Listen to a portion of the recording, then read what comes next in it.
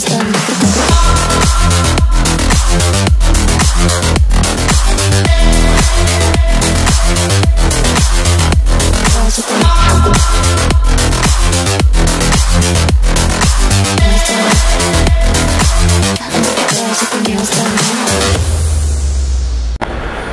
students, welcome to our academy.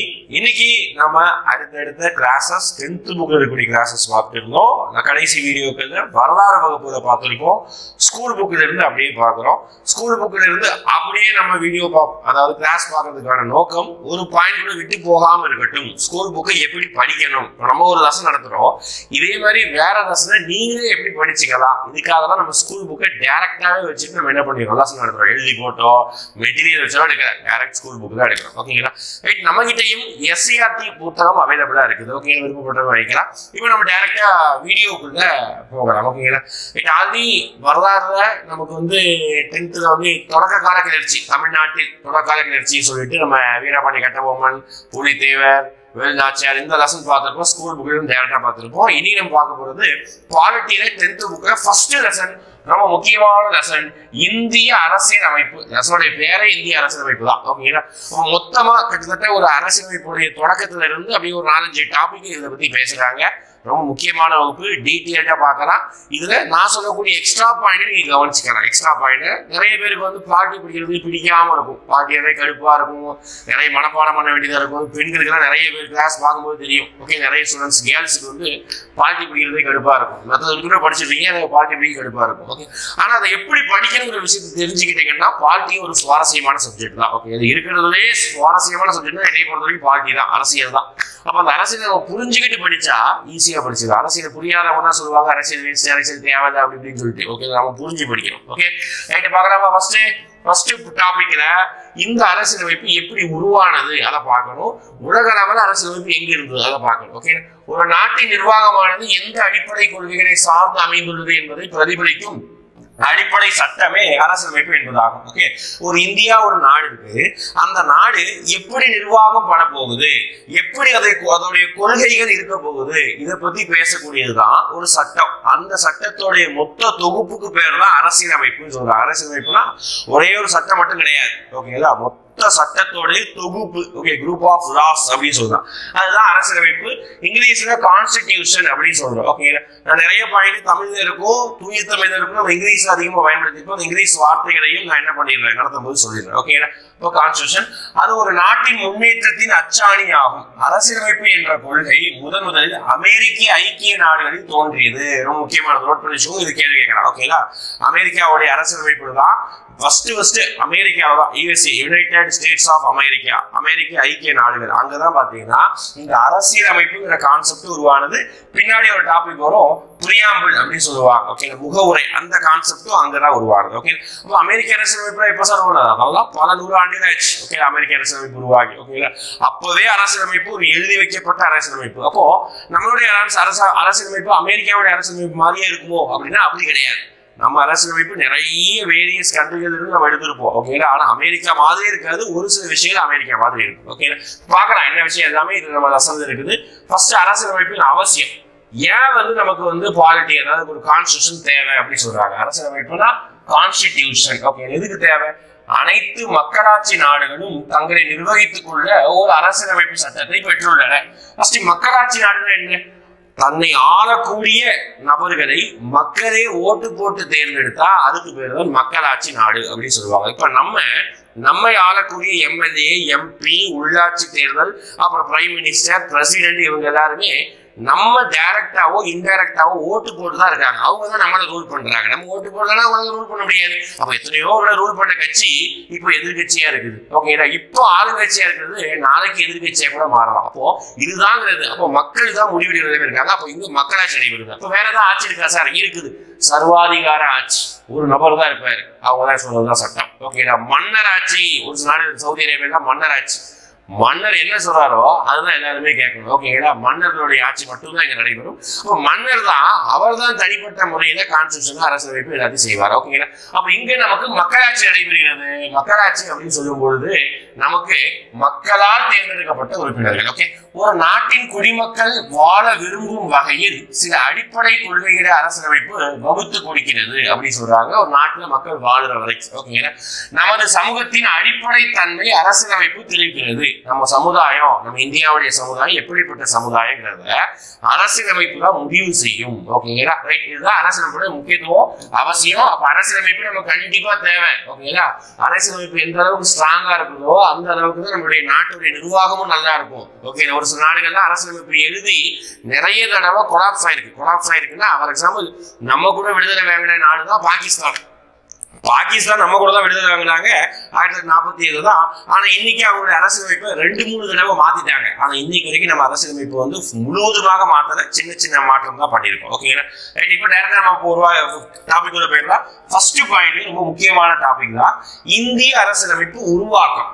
அரசியலமைப்பு படிக்கணுமே, அந்த அரசியலமைப்பு எப்படி உருவானது படிக்கணும். ஓகே, அந்த அரசியலமைப்பு எப்படி உருவானது, அதுக்கு பேக்ரவுண்ட் எத்தனை பேர் இருந்தாங்க, இதெல்லாம் தான் பார்க்க போறோம். சரிங்களா, அப்போ 1946ஆம் ஆண்டு அமைச்சரவை தூதுக்குழு திட்டத்தின் கீழ் உருவாக்கப்பட்ட இந்திய அரசியல் நிர்ணய சபை இந்திய அரசியலமைப்பு உருவாக்கப்படுது. ரொம்ப முக்கியமான பாயிண்ட், நோட் பண்ணி வச்சுக்கோங்க. ஹிஸ்டரியோட எண்டிங் பாயிண்ட்.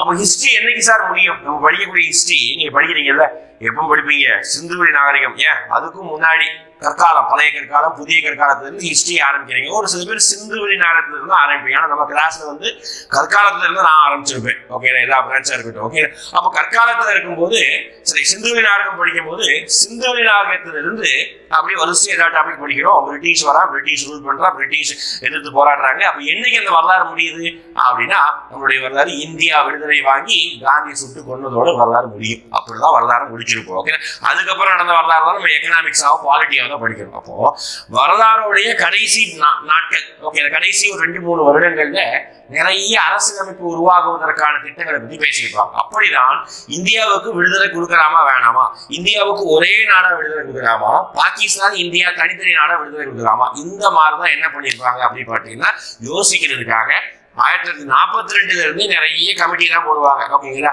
அமைச்சரவை தூதுக்குழு, அதுக்கு முன்னாடி கிரிப்ஸ் தூதுக்குழு, நிறைய பேர் வருவாங்க. நம்ம இந்திய தலைவர் நிறைய பேர் வந்து அக்ரிமெண்ட் எல்லாம் போட்டிருப்பாங்க. ஓகேங்களா, சிஆர் ஃபார்முலா அப்படிலாம் ஒண்ணு உண்டு. ஓகேங்களா, சிஆர் சூத்திரம் அப்படின்னு சொல்லுவாங்க, நம்ம ராஜாஜி கொண்டு வந்தது.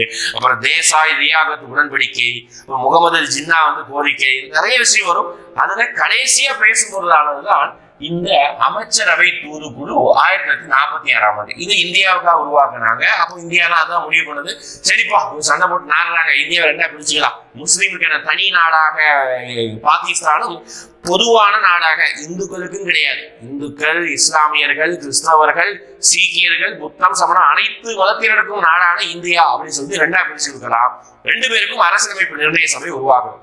அதுக்காக இது உருவாக்கப்பட்டது. அப்ப அரசியலமைப்பு எழுதியது, அந்த அரசியலமைப்பு உருவாவதற்கு காரணமா இருந்தது எது அப்படின்னா அரசியல் அமைப்பு நிர்ணய சபை அப்படின்னு சொல்லுவாங்க. ஓகே, அது இந்த திட்டத்தின் கீழ் தான் உருவாக்கப்படுது. இது கேள்வி கேட்கலாம். ஓகே, எதன் அடிப்படையில் அரசியலமைப்பு நிர்ணய சபை உருவாக்கப்பட்டது அப்படின்னா அமைச்சரவை தூதுக்குழு 1946. சரி சார், இப்ப எத்தனை பேர் இந்த அரசியலமைப்பு தூதுக்குழு பார்க்கலாமா? இச்சபையில் அப்படின்னு சொல்லிட்டு அவனே சொல்லிட்டாங்க, இச்சபையில் 292 மாகாண பிரதிநிதிகளும் 93 சுதேசி அரசுகளின் நியமன உறுப்பினர்களும் பலுச்சிஸ்தானின் சார்பில் 1 மற்றும் மாகாண முதன்மை ஆணையர்கள் சார்பில் 3 என மொத்தம் 389 பேர். ஓகேங்களா, உங்களுக்கு இந்த பிரிச்சு சொல்லக்கூடிய நம்பர் அதிகபட்சம் கேட்பதற்கு ரேர் தான்.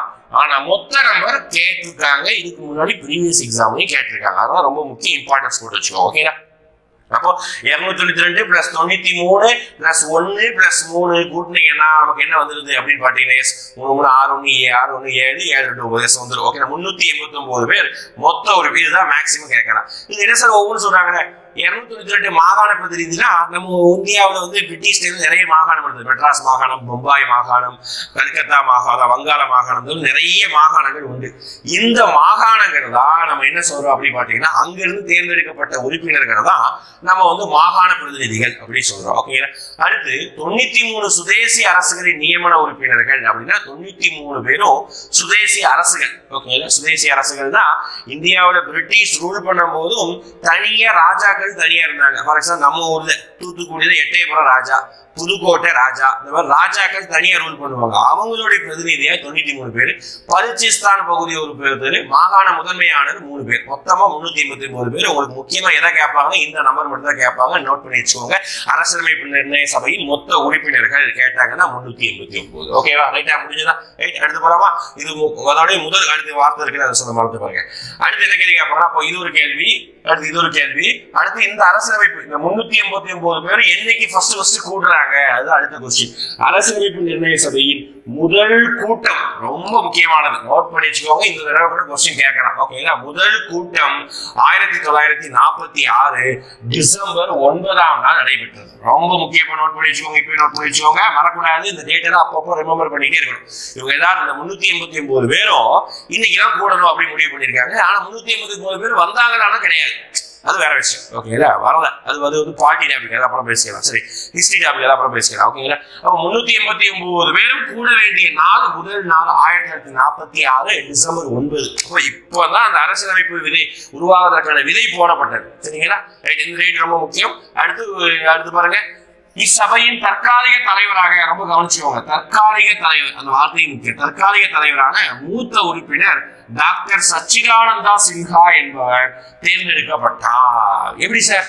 இதுக்கு தலைவர் எப்பவுமே ஒரு அமைப்புனா ஒரு தலைவர் இருக்குதானே செய்யும். நீங்க ஸ்கூல்லேயே படிச்சிருப்போம், கிளாஸ் அப்படின்னா லீடரு, குரூப் அப்படின்னா லீடரு. யாராவது வேலை பார்த்து இருந்தீங்கன்னா உங்க வேலையில டீம் லீடர், டிஎல்னு சொல்லுவாங்க, நிறைய மீன்ஸ் எல்லாம் வந்துருக்கும். Team leader. அப்போ ஒரு எந்த ஒரு விஷயத்துக்கும் லீடர் தேவை. அப்ப இங்க 389 பேர் வெவ்வேறு சமூகத்திலிருந்து வந்திருப்பாங்க, வெவ்வேறு மொழி பேசுவாங்க, அவங்களுக்கு ஒரு தலைவர் வேணும்ல. அப்ப தலைவரை உடனே தேர்ந்தெடுக்க முடியாது. அதனால தலைவர் ஓட்டு போட்டு தேர்ந்தெடுக்க பதிலா அந்த மொத்த உறுப்பினர்கள் யாரு வயசானவர், அதான் வார்த்தை இருக்காங்க பாருங்க, மூத்த உறுப்பினர் வயசானவர் யாரோ, ஏன்னா கொஞ்சம் எக்ஸ்பீரியன்ஸ் இருக்குங்கிற ஒரு திங்கிங் தான், அவரை நம்ம தலைவராக, தற்காலிக தலைவராக போட்டுக்கலாம் அப்படின்னு சொல்லிட்டு டாக்டர் சச்சிதானந்த சின்ஹா தான் அன்னைக்கு டேட்ல மூத்தவர். அதனால அவரை தலைவராக போட்டாங்க. தற்காலிக தலைவர் தான், நிரந்தர தலைவர் கிடையாது. இது என்ன சார், எதுக்கு இப்படி போடுறாங்க அப்படின்னா, இது ஒரு பிரெஞ்சு நடைமுறைப்பா. இது கூட ஒரு கேட்டீங்கன்னா நம்ம புக்கில் இல்லைன்னா பிரான்ஸ் நாடு இருக்குல்ல, பிரான்ஸ் நாட்டில் இப்படிதான் பண்ணுவாங்க. மூத்தவர் யாரா இருக்காங்களோ அவங்க தலைவராக போடுவாங்க. அப்போ அந்த நடைமுறையை தான் நமக்கு வந்து இங்க சச்சிதானந்த சின்ஹா வந்து தேர்ந்தெடுத்திருக்காங்க. ஓகேங்களா? அடுத்து இந்திய அரசு, ஒரே நிமிஷம், இந்திய அரசியலமைப்பை உருவாக்க கூட்டத்தொடர் நடந்து கொண்டிருக்கும் போதே அவர் இறந்ததை தொடர்ந்து டாக்டர் ராஜேந்திர பிரசாத் இந்திய அரசியலமைப்பு நிர்ணய சபையின் தலைவராகவும் நிரந்தர தலைவராகவும் HC முகர்ஜி, VT கிருஷ்ணமாச்சாரி ஆகிய இருவரும் துணைத் தலைவராக தேர்ந்தெடுக்கப்பட்டார். அப்போ கூட்டம் ஒவ்வொரு கூட்டம் நடக்கிறது 11 கூட்டம் நடந்திருக்கும். பின்னாடி பாயிண்ட் வரும் பாருங்க. ஓகே, நம்ம இந்த அரசியலமைப்பு எல்லாருமே வந்து மீட் பண்ணக்கூடிய இடங்கள் 11 தடவை கூடியிருப்பாங்க. அப்படி ஒவ்வொரு தடவையும் கூடும்போது ஏதோ ஒரு டைம்ல வந்து கூடுறதுக்கு முன்னாடி நம்மளுடைய தலைவர், தற்காலிக தலைவர் டாக்டர் சச்சிதானந்த சின்ஹா இறந்து போயிட்டார். அப்ப இறந்து போனதுனால அடுத்து நிரந்தரமா ஒரு தலைவர் தேர்ந்தெடுக்கிறா அப்படின்னு சொல்லிட்டு முடிவு பண்ணி எல்லாருக்கும் ஓட்டிங் வைத்து ஓட்டு போட்டு தேர்ந்தெடுக்கப்பட்டவர் தான் டாக்டர் ராஜேந்திர பிரசாத். இந்த பேரை நீங்க அடிக்கடி கேள்விப்பட்டிருப்பீங்க. அப்படின்னா இந்தியாவின் முதல் குடியரசுத் தலைவர்ப்பா, இந்தியாவுடைய முதல் குடியரசு. இப்ப அரசியல் நிர்ணய சபைனா இங்கிலீஷ்ல கான்ஸ்டிடியூயன்ட் அசம்பிளி அப்படின்னு சொல்லுவாங்க. ஓகே, கான்ஸ்டிடியூயன்ட் அசம்பிளி அப்படின்னு சொல்லுவாங்க.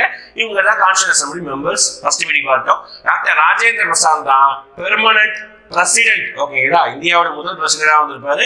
இந்த அமைப்புக்கு அரசு நிர்ணய சபையின் நிரந்தர தலைவராகவும் இருக்காங்க. ஓகேங்களா? தலைவராகவும் 2 பேர். ஓகேங்களா? 2 பேரு துணைத் தலைவர், அப்படின்னா வைஸ் பிரசிடென்ட். இவர் பிரசிடென்ட், இவர் வைஸ் பிரசிடென்டாக அரசியலமைப்பு நிர்ணய சபைக்கு இருந்தாங்க. இந்தியாவுக்கு வைஸ் பிரசிடென்ட் ஒரு 2 பேர் கிடையாது, அது ஞாபகம் வச்சுக்கணும். ஓகேங்களா? ஆனா இவர் இந்தியாவுக்கு பிரசிடென்ட் ஆயிட்டாரு, ஆனா இவர் 2 பேர் ஆகல. ஓகே, இப்படி சார் ஞாபகம் வச்சுக்கலாம். பேரு டாக்டர் ராஜேந்திர பிரசாத் கூட ஈஸி, அது கூட ஏதாவது பாயிண்ட் வச்சு ஞாபகம் வச்சுக்கலாம். இந்த பேர் ஞாபகம் வச்சுக்கணும், கேள்வி கேட்கலாம். அப்போ 2 பேர் துணைத் தலைவர் ஞாபகம் வச்சுக்கோங்க. 2 பேருக்கும் 2 இனிஷியல் வரும். ஓகே, இது மட்டும் தான் நம்ம குழுவா ஞாபகம் வச்சுக்க முடியும். 2 பேருக்கும் 2 இனிஷியல் வருது. என்னதான்? ஒன்னு HC முகர்ஜி, இன்னொன்னு VT கிருஷ்ணமாச்சாரி ஆகிய இருவரும் துணைத் தலைவர். 2 பேருக்கு பாருங்க, HC, இன்னொன்னு VT. ஓகே, 2 இன்சிடென்ட் வரும். இந்த மாதிரி ஞாபகம் வச்சுக்கோங்க, 2 துணைத் தலைவர். அடுத்து இந்த மொத்த அரசியலமைப்பு கூட்டத்தொடர் மொத்தமாக 11 அமர்வுகளாக, நான் சொன்னத 11 தடவை மீட் பண்ணிருப்பாங்க. அதுதான் இங்கிலீஷ் என்ன சொல்லுவாங்கன்னா, அதுதான் 11 செஷன்ஸ் அப்படின்னு சொல்லுவாங்க. Okay, sessions. ஓகே, இங்கிலீஷ் சொல்லும்போது செஷன்ஸ், மீட்டிங் சொல்லக்கூடாத வார்த்தை செஷன்ஸ் தான். 11 அமர்வுகளாக 176 நாள் நடைபெற்றது. ஓகே, 176 ஒரே அமர்வுல 2-3 நாள் 10 நாள் கூட நடைபெறும். ஓகேங்களா, ஒரு அமர்வுனா ஒரு நாள் மட்டும் கணக்கு கிடையாது. ஓகேங்களா, அப்புறம் கேப் விடுவாங்க, ஒரு மாசம் கேப் விடுவாங்க, திருப்பி பண்ணுவாங்க. இந்த மாதிரி எல்லாரும் கூடி கூடி கூடி கூடி பேசிதான் கிட்டத்தட்ட நம்மளுடைய அரசியலமைப்பு உருவானது. ஓகே, அரசியலமைப்பு உருவாவதற்கு ஒரு நபரோ 2 நபரோ கிடையாது, இவ்வளவு பேர் சேர்ந்திருக்காங்க. அடுத்து பார்க்கலாமா? அடுத்து இக்கூட்டத்தின் போது 2473 திருத்தங்கள் முன்வைக்கப்பட்டன. மொத்த அரசியலமைப்பு எழுதி வச்சதுக்கு அப்புறம் ஒவ்வொருத்தையும் மாத்துவாங்கல்ல, எல்லாருடைய கருத்து ஒவ்வொரு கருத்தா இருக்கு. எல்லாருடைய கருத்தை கேட்டு 2473 திருத்தங்கள் முன்வைக்கப்பட்டன. அவற்றில் சில ஏற்கப்பட்டன. அரசியல் நிர்ணய சபை குழுக்களின் மூலம் இந்திய அரசியல் சட்டத்தை உருவாக்கும் பணி மேற்கொள்ளப்பட்டது. அவ்வளவுதான். இந்த கான்ஸ்டியூஷன் அசம்பிளி தான் இந்திய அரசியலமைப்பு உருவாக்கக்கூடிய பணியை மேற்கொண்டது. உருவாக்கும் பணி மேற்கொண்டது. இந்திய அரசியலமைப்பு சட்ட வரைவு குழுவின் தலைவர் டாக்டர் அம்பேத்கர் தலைமையின் கீழ் இந்திய அரசியலமைப்பு சட்டம் உருவாக்கப்பட்டது. ரொம்ப முக்கியமானது, நோட் பண்ணி வச்சுக்கோங்க. ஓகேங்களா, அதை கவனிச்சுக்கோங்க. நான் கதை மாதிரி சொல்றேன். ஃபர்ஸ்ட் இந்த 389 பேரும் சேர்ந்து மீட்டிங் போட்டாங்க. அதுல ஒரு சில பேர் வரல. ஓகே, அது வந்து முஸ்லீம் லீக் தனியா போயிடும், அது ஒரு பிரச்சனை நடந்தது. ஓகேங்களா, அப்ப சம் மெம்பர்ஸ் வந்து இந்த மீட்டிங் போட்டிருக்காங்க. இவ்வளவு நாட்கள் நடந்து முடிஞ்சதுக்கு அப்புறம் அதை சும்மா அங்கங்க எழுதி வச்சிருப்பாங்க. அது ஒரு கோர்வையா கொண்டு வரணும்ல. அதனால மொத்த அரசியலமைப்பையும் வரைவு பண்ணுவதற்காக தான் டிராஃப்டிங் அப்படின்னு சொல்லுவாங்க. ஓகே, அப்ப அந்த வரைவு பண்ணுவதற்காக அதுக்கு தனியா ஒரு குழு அமைச்சாங்க. அதுக்கு பேர் தான் வரைவு குழு அப்படின்னு சொல்லுவாங்க. அதுக்கு பேர் தான் அரசியலமைப்பு சட்ட வரைவு குழு. அதுல சம் மெம்பர்ஸ் இருந்தாங்க. அதோடைய தலைவராக தான் டாக்டர் B.R. அம்பேத்கர் இருந்தார். ஓகேங்களா, அவர் தான் எல்லா முடிவு எடுத்து இந்த பாயிண்ட் எங்க இருக்கட்டும், இது இங்க இருக்கட்டும், இது இப்படி இருக்கட்டும், இந்த அமைப்பு வேணாம் எல்லாத்தையும் மொத்தமா கொடுத்து நம்ம கையில இருக்கக்கூடிய அரசியலமைப்பு மொத்த புத்தகத்தையும் டிராஃப்ட் பண்ணது யாருன்னா அம்பேத்கர். அதனாலதான் அவர் என்ன சொல்லி கூப்பிடுவாங்கன்னா, எனவே இந்திய அரசியலமைப்பின் தந்தை, இந்திய அரசியலமைப்பின் சிற்பி, இதெல்லாம் சொல்லுவாங்க. ஓகேங்களா, ரொம்ப முக்கியமான பாயிண்ட், ரெண்டே எழுதி வச்சோம். ஓகே, இந்திய அரசியலமைப்பு தந்தை. இவர்தான் வரைவு குழுவோடைய தலைவராக இருந்திருப்பாங்க. பாருங்க, நம்ம நல்ல டிகிரி ஸ்டாண்டர்ட் எக்ஸாமினேஷன் எப்படி கேட்பாங்க, கூற்று காரணம் கேட்பாங்க. ஓகே, கூற்று எப்படி கேட்கலாம், இந்திய அரசியலமைப்பு தந்தை அப்படின்னு சொல்லிட்டு டாக்டர் B.R. அம்பேத்கர் அப்படி கொடுத்துருவாங்க. இது கூற்று. காரணம் என்ன கொடுக்குறது, நான் சொல்றது காரணம் கரெக்டா சொல்லுங்க. அவர் இந்தியாவின் முதல் சட்டத்துறை அமைச்சராக இருந்தார், அதனால அவர் இந்திய அரசியலமைப்பு தந்தை சொன்னாரா? தவறு. இப்படிதான், இதுதான் டெஸ்ட். ஓகேங்களா, சும்மா நம்ம மேம்போக்க இந்திய அரசியலமைப்பு தந்தை அப்படி படிச்சு போயிடுவோம். ஆனா இவர் ஏன் சொல்றாங்கன்னா, இந்திய அரசியலமைப்புடைய சட்ட வரைவு குழுவுடைய தலைவராக இருந்ததுனாலதான் இவர் தந்தை. சும்மா வந்து இந்தியாவுடைய முதல் சட்டத்துறை அமைச்சராக இருந்ததுனால தந்தை சொல்லக்கூடாது. அப்போ கூற்று கரெக்ட், காரணம் தப்பு. ஓகேங்களா, சார் காரணமும் கரெக்ட் தான், சட்டத்துறை அமைச்சர் தான். ஆனா சரியான விளக்கம் இல்லை. இந்த மாதிரி கூற்று காரணம் கொஸ்டினோ, ஒரு கூற்று 2 கூற்று 3 கூற்று வரக்கூடிய கொஸ்டினையோ கொஞ்சம் தெளிவா நிதானமா புரிஞ்சு படிச்சீங்கன்னா ஈஸியா இருக்கும். ஓகேங்களா, ரைட். அப்ப இந்த பேஜ்ல நம்ம முக்கியமான பாயிண்டா இந்த நம்பர் பார்த்திருக்கோம். ஓகேங்களா, 383 உறுப்பினர்கள். முதல் கூட்டம் எப்ப நடைபெற்றது? டிசம்பர் 9, 1946. மறக்கவே கூடாது வாழ்நாள். ஓகே, ரொம்ப முக்கியமான டேட்டு. மொத்தம் 11 மீட்டிங் நடந்தது.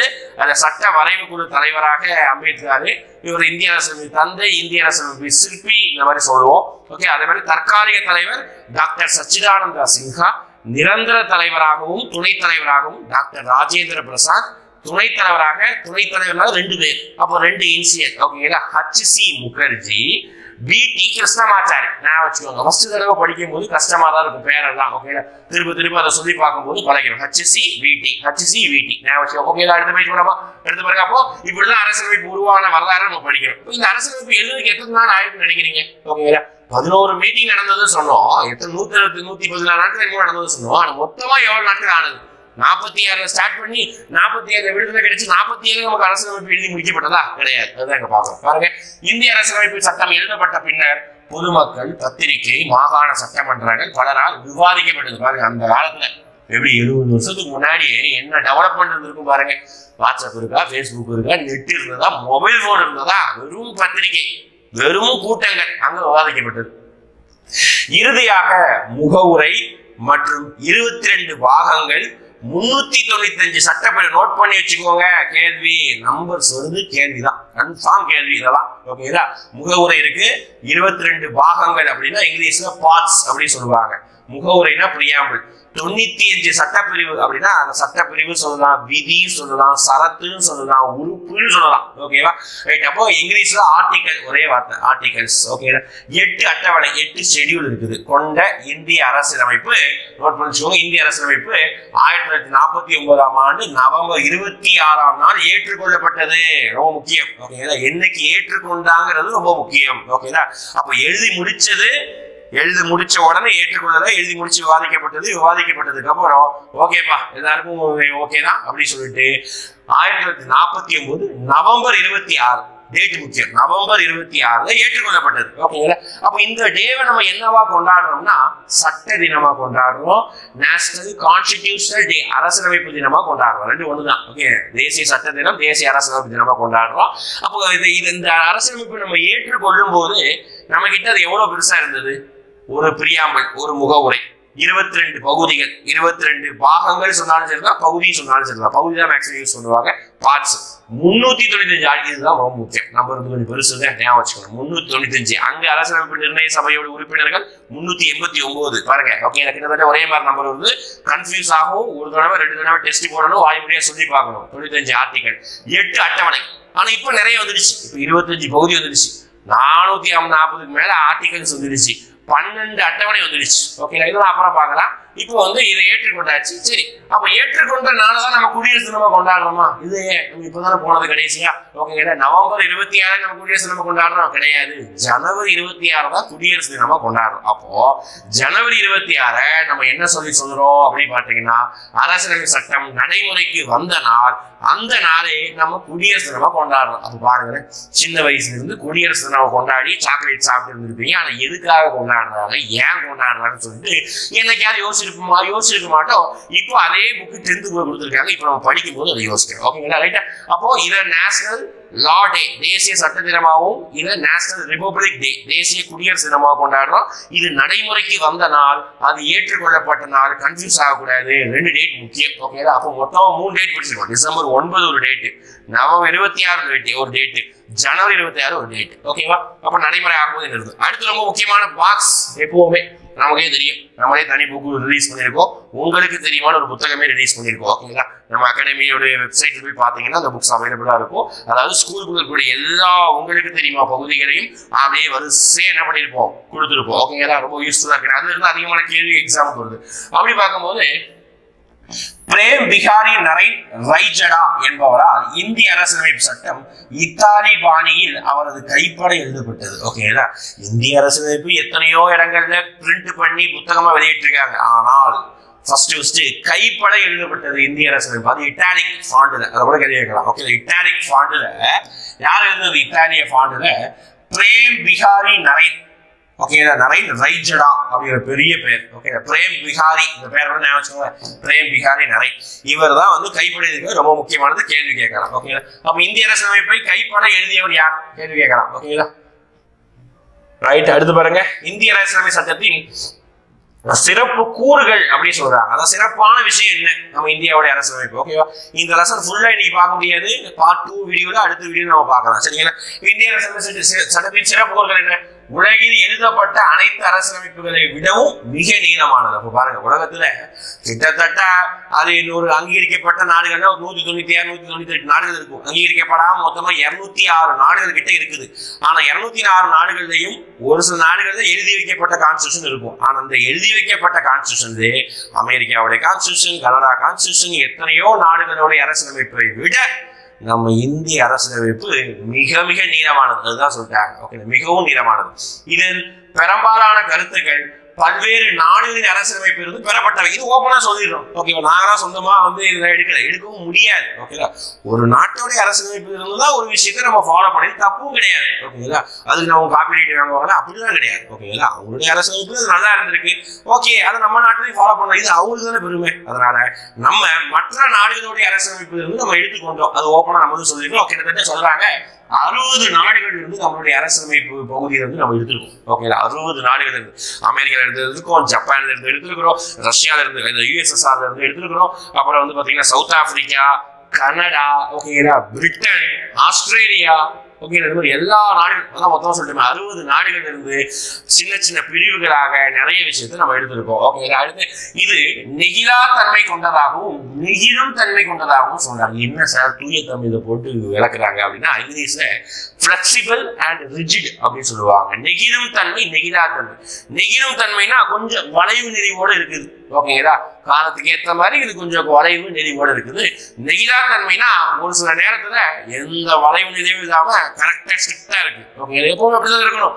ஒரு சில நேரத்துல கொஞ்சம் லிபரலா இருக்கிறது நல்லது, ஒரு சில நேரங்கள்ல லிபரலா இருக்கவே கூடாது, ஸ்ட்ரிக்டா இருந்தாதான் நல்லது. நம்ம சொல்லுவோம், ஃபீல் பண்ணுவோமா இல்லையா நம்மளுக்கே? ஓகேவா, சார் படிக்கவே முடியல, ஒரு சில டைம் எல்லாம் கரெக்டாக நம்ம யாராவது சொன்ன நல்லா இருக்கும் நம்ம ஃபீல் பண்ணுவோம். ஒரு சில டைம் அவன்டா சும்மா தோணுதாங்க அப்படி ஃபீல் பண்ணுவோம். அப்போ இந்திய அரசுமே அப்படி கிடையாது. ஒரு சில நேரங்கள்ல காலத்துக்கு ஏற்ற மாதிரி நம்ம மாத்திக்கவும் செஞ்சுக்கலாம். அதுக்குன்னு மொத்த அரசமைப்பையும் நம்மளால மாற்ற முடியுமா? நம்மளுடைய பிரைம் மினிஸ்டராவோ குடியரசுத் தலைவராக மாற்ற முடியுமான்னு முடியாது. அதுதான் நெகிழும் நெகிழா தன்மை கொண்டதாக சொல்றாங்க. அடுத்து கூட்டாட்சி முறை அரசாங்கத்தை ஏற்படுத்துகிறது. ஆமா, இது ரொம்ப முக்கியமான ப்ரொவிஷன் இந்திய அரசமைப்புல. ஓகேடா, மற்ற அரசமைப்பு எல்லாம் பாத்தீங்கன்னா கூட்டாட்சி முறை கிடையாது. இப்போ இங்கிலாந்து போய் பாத்தீங்கன்னா அது கூட்டாட்சி கிடையாது, யூனிட்டரி. இங்கிலாந்து சென்ட்ரல் கவர்மெண்ட் என்ன சொல்லுதோ அதுதான் எல்லா ஸ்டேட் கவர்மெண்ட்டும் கேட்டாகணும். ஓகே, அதை மாற்றுக்கிறதே கிடையாது. ஆனா அமெரிக்கா ஒரு ஃபுல் கூட்டாட்சிக்கு எக்ஸாம்பிள், கனடா ஒரு கூட்டாட்சிக்கு எக்ஸாம்பிள், சக்சஸ்ஃபுல் மாடல். அதே மாதிரி நம்மளும் யூனிட்டரி ஃபார்ம் எடுக்கல, நம்மளுடைய கலாச்சாரம் அப்படி. ஓகேதா, அதனால நம்மளும் கூட்டாட்சி முறை அரசாங்கத்தை தான் நம்ம எடுத்திருக்கோம். மத்திய மாநில அரசுகளோட சேர்ந்துதான் இந்த கூட்டாட்சி முறை நம்ம எடுத்திருக்கோம். அடுத்து இந்தியாவை சமய சார்பற்ற நாடாக ஆக்குகிறது அப்படின்னு சொல்றாங்க. இது ரொம்ப 100%. ஏன்னா பாகிஸ்தான் தனியா பிரிஞ்சு போகும்போது பாகிஸ்தான் 100% இஸ்லாமிய நாடாக அறிவிக்கப்பட்டது. ஆனா இங்க இந்தியா 100% சமய சார்பற்ற நாடு. நாங்க எந்த மதம் கிடையாது, இது இந்துக்களுக்கான நாடு கிடையாது, கிறிஸ்டியனுக்கான நாடு கிடையாது, முஸ்லிம்கான நாடு கிடையாது சொல்லிட்டு சமய சார்பற்ற நாடு சொல்லிட்டு. அடுத்து சுதந்திரமான நீதித்துறையை வழங்குகிறது. இது ரொம்ப முக்கியமானது. நீங்க இங்கிலாந்து போனீங்கன்னா ஜுடிஷியரி ஃப்ரீடம் கிடையாது. ஆளும் கட்சிங்கிறது என்ன சொல்றாங்களோ அதுதான் ஜுடிஷியரி கேட்கணும், நீதிபதியை கேட்கணும். ஆனா நம்ம ஊர்ல கிடையாது. ஓகேங்களா, நீதித்துறைக்கு முழு சுதந்திரம் இருக்குது. ஓகேங்களா, அடுத்து உலக அளவில் வயது வந்தோர் வாக்குரிமை அறிமுகப்படுத்தியதோடு 18 வயது நிரம்பிய குடிமக்கள் அனைவரும் எந்தவித பாகுபாடுமின்றி வாக்குரிமை வழங்கப்படுகிறது. இதுவும் நமக்கு ஒரு பெருமை தான். மற்ற நாடுகள்ல ஒரு சில நாடுகள்ல ஓட்டு போட உரிமை கிடையாது, உண்மைதான், ஒரு கட்சி தான் ஆளும். ஓகேங்களா, அப்போ ஒரு சில நாடுகள்ல ஓட்டு போட உரிமை உண்டு, ஆனா பெண்களுக்கு ஓட்டு போட உரிமை கிடையாது, ஆண்களுக்கு மட்டும்தான் ஓட்டு போட உரிமை உண்டு. ஒரு சில வேலைகள்ல வெளிநாட்டில் இருந்தோ அல்லது வெளி ஊர்கள்ல பிறந்து இங்க புலம்பெயர்ந்து வேலை பார்க்கக்கூடியவர்களுக்கு ஓட்டு உரிமை கிடையாது. ஒரு சில ஊர்கள்ல சொத்து வச்சிருந்தாதான் ஓட்டு, அடிமைகளுக்கு ஓட்டு கிடையாது. இப்படிதான் இருந்திருக்கு. ஓகேங்களா, வரலாறு பேசுது, இப்படிதான் இருந்திருக்கு. ஓகேங்களா, ரீசெண்டா தான் நியூசிலாந்து கண்ட்ரிக்கே பெண்களுக்கு வாக்குரிமை கொடுத்தாங்க. ஓகேங்களா, ஆனா இந்திய அரசியலமைப்பு எழுதும் போதே சொல்லிட்டாங்கப்பா. எழுதும் போது என்ன சொன்னாங்கன்னா, யாரெல்லாம் 21 வயசு நிரம்பி இருக்கோ அவங்கதான் ஓட்டு போட முடியும்னு சொன்னாங்க. அந்த ஜாதி, இனம், பால் இது எதுவுமே பார்க்கல. ஆண் பெண், இந்த ஜாதி மேல் ஜாதி கீழ் ஜாதி, இந்த மதம் அந்த மதம் எதுவுமே பார்க்கல. ஆனா 21 வயசை பின் நாட்கள்ல 1988, 89 என்ன பண்ணிட்டாங்க, 18 வயசா குறைச்சிட்டாங்க. ஓகேங்களா, அப்ப இன்னைக்கு டேட்ல 18 வயசு நிரம்பி இருந்தாலும் நம்ம இந்தியாவில ஓட்டு போடலாம். ஆனா மற்ற நாடுகள் அப்படி போட முடியாது. ஓகேங்களா, ஆண் பெண் வேறுபாடு இருக்கும், மதம் வேறுபாடு இருக்கும், ஜாதி இனம் வேறுபாடு இருக்கும். நம்ம ஊர்ல அப்படி கிடையாது. அதுதான் ஒரு சூப்பரான விஷயம். ஓகே, அப்ப இந்த விஷயத்தான் பாருங்களேன். நம்ம எப்பவுமே நம்ம அரசியலமைப்பை நம்மளோட வச்சுக்கிட்டாதான் அது நமக்கு கடுப்பா இருக்கும். ஆனா நம்ம அரசியலமைப்பை பக்கத்து நாடுகளோட கம்பேர் பண்ணி பாருங்க, அருமையான நாடுப்பா அப்படின்னு சொல்லிட்டு இந்தியாவை நீங்களே புகழ்வீங்க. சரியா, மற்ற நாடுகள் இருக்கிறத விட நம்ம ஊருக்குரிய ஃப்ரீடம் அவ்வளவு ஃப்ரீடம், அவ்வளவு நல்ல விஷயம். இதெல்லாம் பாருங்க, 18 வயசு. ஓகே, மற்ற நாடுகள் தான் நான் சொன்ன மாதிரிதான் பாகுபாடு இருக்குது, கூட்டாட்சி கிடையாது. ஓகே, அங்கெல்லாம் மாநிலத்துக்கு உரிமை கிடையாது. மத்திய அரசு ஆனா இல்லையா இல்லை, அவ்வளவுதான். நம்ம ஊர்ல கிடையாது கூட்டாட்சி முறை. அடுத்து நம்ம இந்த அரசியலமைப்புடைய முதல் பார்ட்டா இருக்கக்கூடிய, அதாவது அரசியலமைப்புடைய மொத்த விஷயத்தையும் ஒரு சிங்கிள் பேஜில் சொல்லக்கூடிய முகவுரையை பற்றி பேச போறோம். ஓகேங்களா, முகவுரை பிரியாம்பிள் அப்படின்னு சொல்றோம். ஓகேங்களா, இப்போ முகவுரைனா பிரியாம்பிள் என்ற சொல் அரசியலமைப்பிற்கு அறிமுகம் அல்லது முன்னுரை என்பதை குறிக்கிறது. நீங்க ஏதாவது ஒரு புக்கை வாங்கி பாத்தீங்கன்னா அந்த புத்தகத்தோடைய முதல் 2 பேஜுக்குள்ள ப்ரீஃபேஸ் அப்படின்னா பிரியாம்பிள் அப்படின்னு சொல்லிட்டு ஒரு பகுதி இருக்கும். அந்த புத்தகத்துல என்ன சொல்ல வராங்க ஆத்தர் அப்படின்னு சொல்லிட்டு ஒரு பேஜ் ஃபுல்லா கொடுத்துருப்பாங்க. ஓகே, நம்ம ஸ்கூல் புத்தகத்துல கூட இருக்கும் ஒரு சில நேரங்கள். ஓகே, அப்படிதான் இந்த புத்தகத்தில் சொல்றாங்க முன்னுரிமை. இது அரசியலமைப்பின் அடிப்படை கொள்கைகள், நோக்கங்கள், லட்சியங்களை உள்ளடக்கியது. இது பெரும்பாலும் அரசியலமைப்பின் திறவுகோல் என்று குறிப்பிடுறது ரொம்ப முக்கியமா நோட் பண்ணி வச்சுக்கோங்க. ஓகே, கேள்வி கேட்கலாம், பின்வருவனவற்றுள் எது அரசியலமைப்பின் திறவுகோல் என்று அழைக்கப்படுகிறது? கேள்வி கேட்கலாமா? முகவுரை தான் அரசியலமைப்பு திறவுகோல். ஓகேங்களா, கீ நோட் ஆஃப் கான்ஸ்டிடியூஷன் அப்படின்னு சொல்லலாம். ஓகேங்களா, ரைட். முக்கியமானது அடுத்து பாருங்க. 1947ஆம் ஆண்டு ஜனவரி 22ஆம் நாள் இந்திய அரசியலமைப்பு நிர்ணய சபையால் ஏற்றுக்கொள்ளப்பட்டதுதான் இந்த பிரியாம்பிள். ஓகே, இங்கேயும் டேட் வருது. ஓகேங்களா, 47 ஜனவரி 22 பாருங்க. அப்ப அடுத்த வருஷம் அரசியலமைப்பு மீட்டிங் போட்ட அடுத்த வருஷம் என்ன பண்றாங்க? இது ஏற்றுக்கொள்ளப்பட்டது. ஏற்றுக்கொள்ளப்பட்ட ஜவஹர்லால் நேருவின் குறிக்கோள் தீர்மானம் அடிப்படையில் இந்த அரசியலமைப்பு முகவுரை உள்ளது அப்படின்னு சொல்றாங்க. அப்ப அரசியலமைப்பு முகவுரை எதை பத்தி பேசுதுன்னு சொல்லிட்டாங்க. இந்த அரசியலமைப்பு முகவுரை எதை வச்சு உருவாக்குனாங்க அப்படின்னா, இந்தியாவுடைய முதல் பிரதமர், அரசியலமைப்பு நிர்ணய சபையிலையும் சரி, இந்தியாவுடைய விடுதலை போராட்டத்துக்கு மிகப்பெரிய பங்களிப்பு கொடுத்த ஜவஹர்லால் நேரு ஒரு குறிக்கோள் தீர்மானத்தை கொண்டு வராரு. இங்கிலீஷ்ல அப்ஜெக்டிவ் ரிசல்யூஷன் அப்படின்னு சொல்லுவாங்க. Objective resolution. ஓகேங்களா, அந்த ரிசல்யூஷன் அடிப்படையில தான் நமக்கு வந்து பாத்தீங்கன்னா நம்மளுடைய முகவுரை இருக்குது. ஓகேங்களா, இந்த முகவுரையானது 1976ஆம் ஆண்டு 42வது அரசியலமைப்பு திருத்தத்தின்படி திருத்தப்பட்டது அப்படின்னு சொல்றாங்க. நல்லா கவனிச்சுக்கோங்க. முகவுரை இந்த 42, 52, 102 இந்த மாதிரி நம்பர் எல்லாம் வரும். அப்படின்னா என்னன்னா, நம்ம அரசியலமைப்பை சேஞ்ச் பண்ணிருக்காங்க, அல்டர் பண்ணிருக்காங்க, திருத்தம் பண்ணிருக்காங்க அப்படின்னு அர்த்தம். ஏதாவது ஒரு ப்ரொவிஷனை சேர்க்கலாம் அல்லது ஏதாவது ஒரு ப்ரொவிஷனை நீக்கலாம். அதுக்கு பேர் தான் அரசியலமைப்பு சட்ட திருத்தம் அப்படின்னு சொல்றாங்க. சரிங்களா, அப்ப முகவுரைய நம்ம வாழ்நாள்ல இது வரைக்கும், இன்னைக்கு நான் வீடியோ எடுக்கிற வரைக்கும் ஒரே ஒரு தடவை திருத்தம் பண்ணியிருக்காங்க. அது 1976 இந்திரா காந்தி டைம்ல 42 அரசியல் சட்ட திருத்தம். ஓகே, அதன்படி என்னதான் சேர்த்திருக்காங்க பாருங்க. சமதர்மம், சமய சார்பின்மை, ஒருமைப்பாடு. இங்கிலீஷ்ல சொன்னா ஈஸியா இருக்கும், SSI அப்படின்னு சொல்லி ஷார்ட்கட் சொல்லிட்டு போனாங்க. Okay, English SSI. அப்போ சோசியலிஸ்ட் சமதர்மம், செக்யூலர் சமசார்பின்மை, இன்டெகிரிட்டி ஒருமைப்பாடு, இப்படிதான் சொல்லுவாங்க. இந்த 3 வார்த்தையும் அரசியலமைப்பு உருவாக்கப்படும் பொழுது இல்லை, அதுக்கப்புறம் தான் சேர்த்துக்கிட்டாங்க. ஓகே, இந்த 3 வார்த்தையும் அரசியலமைப்பு உருவாக்கப்படும் போது இல்லை, அதுக்கப்புறம் தான் சேர்க்கப்பட்டது. ஆனா இந்தியாவோட சமய சார்பற்ற நாடுங்கிறது எல்லாருமே தெரியும். இருந்தாலும் பிரியாம்பிள் இல்லையே, அது ஒரு குறைபாடு தானே. நாளைக்கு இதை வச்சு ஏதாவது அரசியல் கட்சிகள் ஏதாவது தப்பு பண்ணிடலாமோ அப்படிங்கிறதுக்காக 42வது அரசியலமைப்புல இந்த 3 விஷயத்தையும் சேர்த்துக்கிட்டாங்க இந்திரா காந்தி அவர்கள். ஓகேங்களா, போன்ற 3 புதிய சொற்கள் சேர்க்கப்பட்டன. இந்திய மக்களாகிய நாம் என்ற சொற்களுடன் இந்திய அரசியலமைப்பு தொடங்குகிறது. இதுவும் முக்கியம். ஓகே, எல்லாமே முக்கியம். ஓகேவா, ஒவ்வொன்றுமே முக்கியம். என்னைக்கு இதை வந்து அக்செப்ட் பண்ணாங்க, எதை பேஸ் பண்ணி இந்த பிரியாம்பிள் இருக்கு, அடுத்து வந்து பாத்தீங்கன்னா பிரியாம்பிள் எத்தனை தடவை திருத்தம் பண்ணியிருக்காங்க, ஒரே ஒரு தடவை, எந்த வருஷம், எத்தனாவது நம்பரு, அந்த ஒரு தடவை என்ன சேர்த்தாங்க, SSI சோசியலிஸ்ட், செக்யூலர், இன்டெகிரிட்டி, சமதர்மம், சமய சார்பின்மை, ஒருமைப்பாடு. ஓகே, இந்த 3 வார்த்தை. அடுத்து பிரியாம்பிள் இந்திய அரசியலமைப்பின் முகவுரை எப்படி ஸ்டார்ட் ஆனது, இதோட கேள்வி கேட்கலாம். ஓகே, எப்படி ஸ்டார்ட் ஆகுது அப்படின்னா, இந்திய மக்களாகிய நாம், தமிழே இருக்கு கிடையாது, இங்கிலீஷ்ல சொல்லும் போது we the people of India. நீங்க முடிஞ்ச ஆன்லைன்ல போயிட்டு இந்திய அரசமைப்பு ஸ்கூல் புக்லயோட ஃப்ரெண்டு பேஜ்லயே வந்து பாத்தீங்கன்னா இந்திய அரசமைப்பு முகவுரை இருக்குன்னு நினைக்கிறேன். பாருங்க. ஓகேங்களா, we the people of India NCERT புக்ல இருக்கும், நம்ம புக்ல இருக்குன்னு நினைக்கிறேன். பாருங்க, we the people of India அப்படின்னு சொல்லிட்டு இங்கிலீஷ்ல ஆரம்பிக்கும், தமிழ்ல இந்திய மக்களாகிய நாம் என்ற சொற்களுடன் அரசியலமைப்பு தொடங்கிறது. இதிலிருந்து இந்திய மக்களே இந்திய அரசியலமைப்பின் ஆதாரம் என அறியலாம் அப்படின்னு சொல்லி இதெல்லாம் கேள்வி கேட்க மாட்டாங்க. இந்த வார்த்தை கேள்வி கேட்பாங்க. ஓகே, இந்தியா ஒரு இறையாண்மை மிக்க சமதர்ம சமய சார்பற்ற ஜனநாயக குடியரசு என நமது அரசியலமைப்பு முகவுரை கூறுகிறது. இது ரொம்ப முக்கியம். இந்த வார்த்தையோட வரிசை கேட்பாங்க. புக் பேக் கொஸ்டின் நோட் பண்ணி வச்சுக்கோங்க. புக் பேக் கொஸ்டின், நமக்கு புக் பேக் கொஸ்டின் அதிகமாக கொஸ்டின் கேட்கறாங்கல்ல, இந்த வரிசை கேட்பாங்க. எந்த வார்த்தை மட்டும் இருக்குன்னு கேட்க மாட்டாங்க, வரிசை அப்படியே கேட்பாங்க. ஓகேங்களா, அப்ப இந்தியாவோட அரசியலமைப்பு என்ன சொல்றாங்க, இப்ப இந்த 5 வார்த்தையோட வரிசை கேட்பாங்க. இறையாண்மை மிக்க, இறையாண்மை அப்படின்னா இந்தியா எந்த நாட்டுக்கு மேலேயும் கிடையாது, எந்த நாட்டுக்கு கீழேயும் கிடையாது. அதாவது இந்தியா எந்த நாட்டையும் அடிமையும் படுத்தல, இந்தியா எந்த நாட்டுக்கும் அடிமையாக இல்லை. அதுக்கு பேர் தான் இறையாண்மை அப்படின்றது. சமதர்மம்னா இங்க எல்லாருமே சமம். ஓகேங்களா, இந்த வார்த்தை முக்கியம். யாரும் மேல கீழே அடிப்படையில தொழிலாளித்துவம் முதலாளித்துவம் இதை ஒடுக்குவதற்காக இது. ஓகேங்களா, முதலாளித்துவத்தை ஒடுக்குவதற்காக, தொழிலாளித்துவத்தை ஒடுக்க வேணாம். ஓகேங்களா, சமய சார்பற்றனா இந்தியா எந்த மாதிரி சார்ந்தது கிடையாது. ஓகேங்களா, ஜனநாயகம் அப்படின்னு பார்க்கும்போது இந்தியா ஒரு மக்களாட்சி நாடு வந்து தெளிவுபடுது. குடியரசு அப்படின்னா இந்தியாவை ஆளக்கூடிய நபர் இந்தியாவை சேர்ந்த ஒரு நபராக, அதே மாதிரி தேர்ந்தெடுக்கப்பட்ட நபராக இருக்கணும், வாரிசுரிமை அடிப்படையில் இருக்கக்கூடாது அப்படின்னு சொல்லிட்டு சொல்றாங்க. ஓகே, அப்ப இந்த வார்த்தையோட வரிசை பார்த்துக்கோங்க. இங்கிலீஷ் சொல்லும் போது sovereign, socialist, secular, democratic, republic. இந்த வார்த்தை வரிசை முக்கியம், திருப்பி சொல்லிட்டேன். ஓகே, இதுதான் முகவுரையில சொல்றாங்க.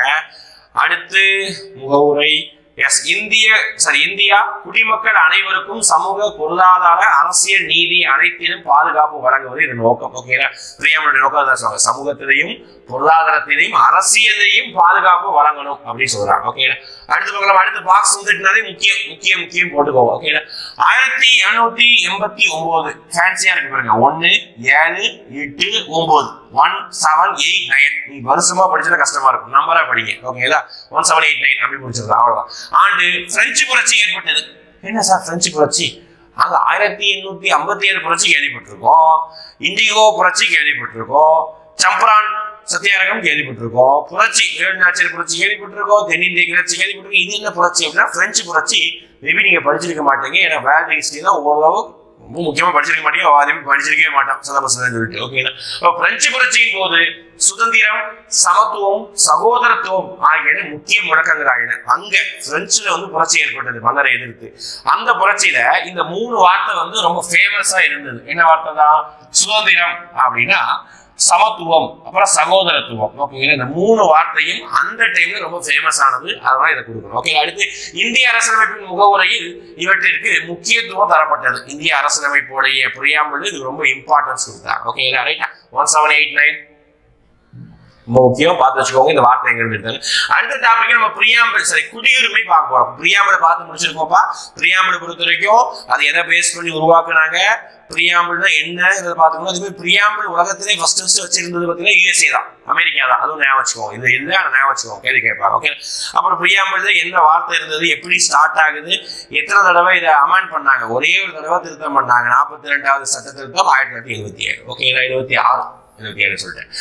அடுத்து நம்ம இதே லெசன்ல பார்க்க போறது குடியுரிமை. அடுத்து அடிப்படை உரிமை பார்க்கணும். குடியுரிமை பார்த்துட்டு இந்த வீடியோ நம்ம வைண்ட் அப் பண்ணிக்கலாம். அடிப்படை உரிமைகள், அப்புறம் வந்து அரசியல் அமைப்பு உட்பட்டு தீர்வு கால உரிமை அடுத்த ஒரு வீடியோக்கள் வரும். ஓகே, நான் பார்த்துக்கோங்க. நம்ம யூடியூப் சேனல் தொடர்ந்து ஃபாலோ பண்ணிக்கோங்க. ஃபர்ஸ்ட் குடியுரிமை அப்படின்னா என்ன?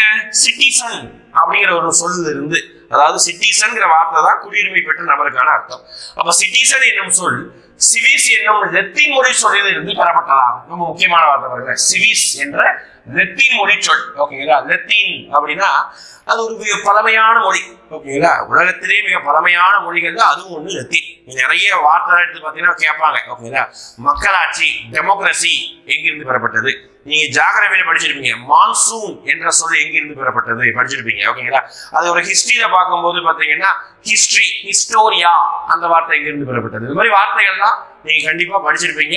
அது மேக்சிமம் லத்தீனு, அப்புறம் வந்து பாத்தீங்கன்னா ரோம், கிரேக்கம், இந்த மாதிரி வார்த்தைகள் தான் வரும். மான்சூன் வந்து ஐ திங்க் வந்து அது அரேபிய வார்த்தைகள், அரேபிய வார்த்தைகள் இருக்கும். ஓகே, அப்ப எனிவே பார்க்கும்போது நம்ம சிட்டிசன், சிவிஸ் என்ற வார்த்தை வந்து லத்தீன் மொழி சொல். ஓகே, சிவிஸ் என்ற சொல் வந்து லத்தீன் மொழி சொல்.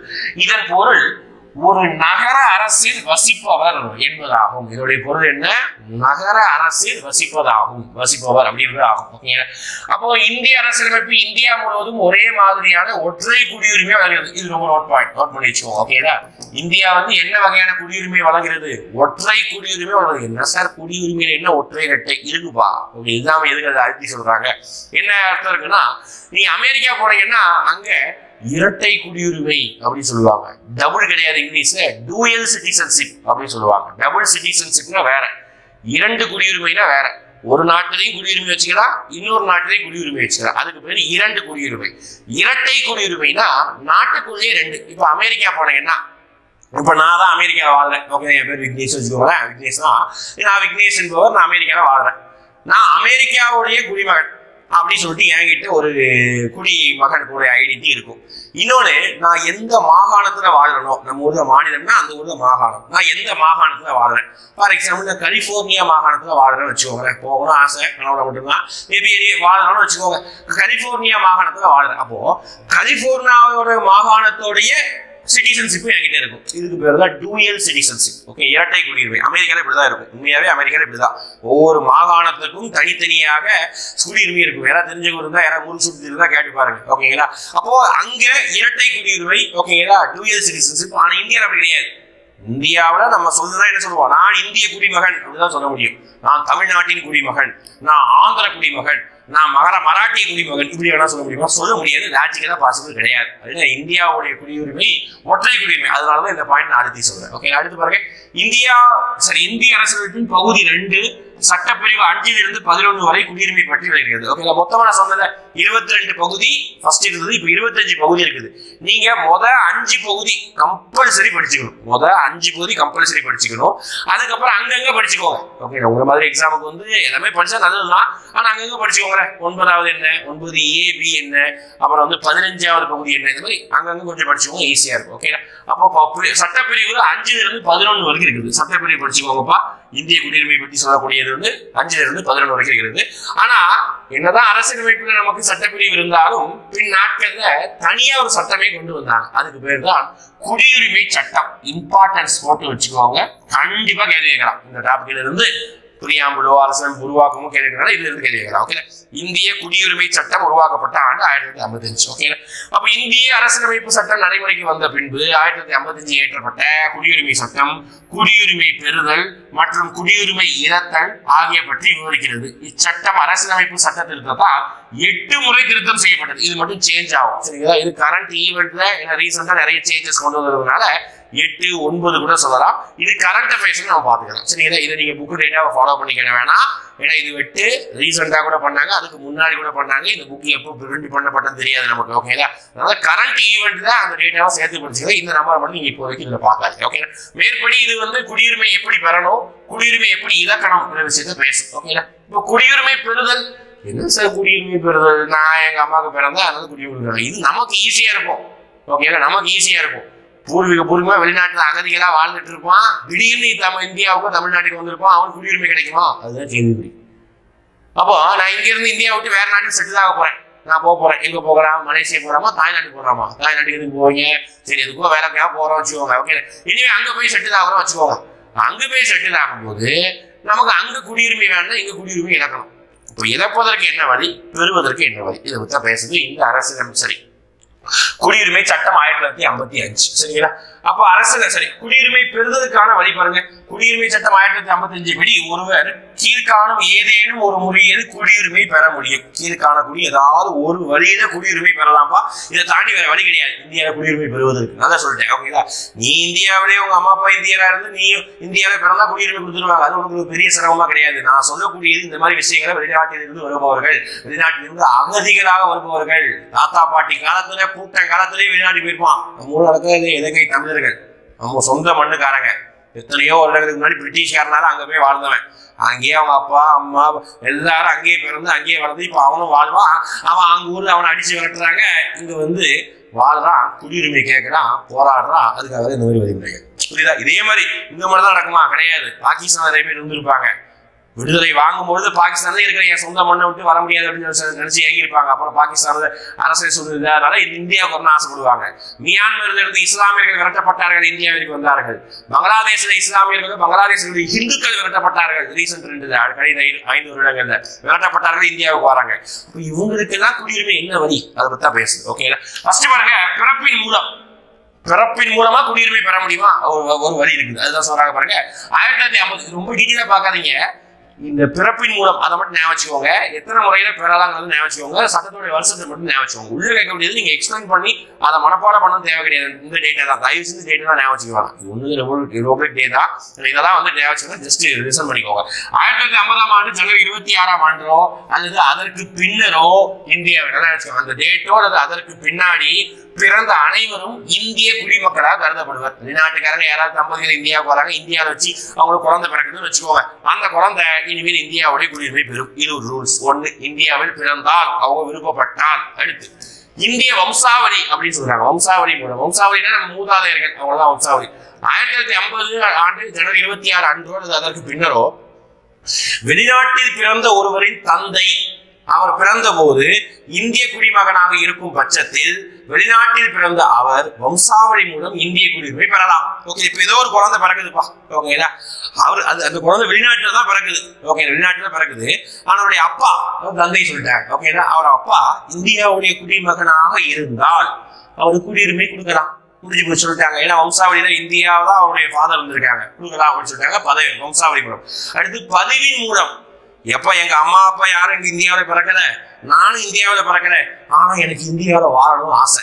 அப்ப நான் என்ன செய்யணும்? அதுதான் அடுத்த பாயிண்ட். ஓகே, இந்தியாவில வாழணும் ஆசைன்னா பதிவின் மூலம் ஒருவர் இந்திய குடியுரிமை கோரி பொருத்தமான அங்கீகாரத்துடன் பதிவு செய்வதன் மூலம் இந்திய குடியுரிமை பெறலாம். யோசிச்சு பாருங்க. ஓகே, இந்தியாவுடைய குடியுரிமை பெறணும்னா பதிவு ரிஜிஸ்டர் பண்ணணும். இப்போ நான் ஒருத்தர் வராரு வச்சுக்கோங்க, வெளிநாட்டு ஃபேமஸாக ஒருத்தர் வச்சுக்கலாமா, ஏதாவது ஒரு வெளிநாட்டு பெரிய நடிகர் வராரு வச்சுக்கோங்க. ஓகே, அப்போ நடிகர் வந்து என்ன பண்ணுறாருன்னா இந்தியாவில் வந்து குடியுரிமை பெறணும் அப்படின்னு விருப்பப்படும் போது அவர் அதுக்குன்னு ஒரு என்ன சொல்ற எம்பசி ஆஃபீஸ் இருக்கும். அங்கே போயிட்டு நீங்கள் ரிஜிஸ்ட்ரேஷன் அப்படின்னு சொல்லுவாங்க இங்கிலீஷில்.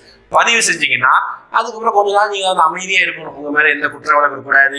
உங்க லோக்கல் ஏரியா எங்க வாழ்றீங்க அது பக்கத்துல NOC சொல்லுவாங்க, நான் அப்ஜெக்ஷன் சர்டிபிகேட், இதெல்லாம் வாங்கினீங்கன்னா உங்களுக்கு ஒரு சில வருடங்கள்ல உடனே கொடுத்துட மாட்டாங்கல்ல. நேற்று வந்து நீங்க கொடுத்தாங்கன்னா அது என்ன மரியாதை, சில வருடங்கள்ல உங்களுக்கு கொடுப்பாங்க. அடுத்து இயல்புரிமை மூலம் அப்படி சொல்றாங்க. இயல்புரிமைனா நேச்சுரலைசேஷன் மூலம் வெளிநாட்டவர் இந்திய அரசிற்கு இயல்புரிமை கோரி விண்ணப்பிப்பதன் மூலமும் இந்திய குடியுரிமை பெறலாம்.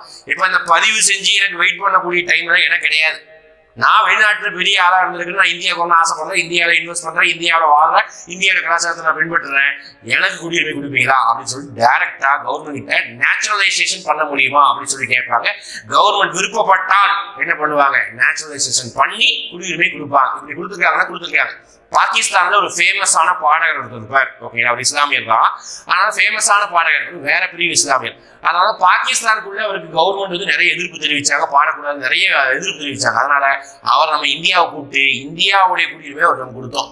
ஓகேங்களா, அவர் வேற பிரிவு இஸ்லாமியர்னால. ஓகேங்களா, எனவே அடுத்த பிரதேச நாடுகள் இணைவின் மூலம் பிற நாடுகள், ஃபார் எக்ஸாம்பிள் நம்ம பக்கத்துல ஒரு நாடு இருக்குது, நேபாள் இருக்குது, பூட்டான் இருக்குது, பங்களாதேஷ் இருக்குது, அந்த நாடு நம்ம இணைச்சிட்டோம் அப்படின்னா அந்த மக்கள் நம்மளுடைய மக்களா ஆவாங்க. ஓகே, புரியுதா? ஃபியூச்சர்ல இதெல்லாம் நடந்தால் அப்ப பிற நாடுகள் பகுதிகள் இந்தியாவுடன் இணைக்கும் பொழுது இந்திய அரசு அவ்வாறு இணையும் நாடுகளின் மக்களை தமது குடிமக்களாக கருதி அவர்களுக்கு குடியுரிமை வழங்கலாம் அப்படின்னு சொல்றாங்க. அப்போ குடியுரிமை பெறுவதற்கு 5 வழி சொல்லிட்டேன். ஓகேங்களா, பிறப்பின் மூலம், வம்சாவளி மூலம், பதிவின் மூலம், இயல்புரிமையின் மூலம், பிரதேச நாடுகளின் இணைப்பின் மூலம். அப்ப 5 வழிகள்ல ஒரு நபர் குடியுரிமை பெறலாம்.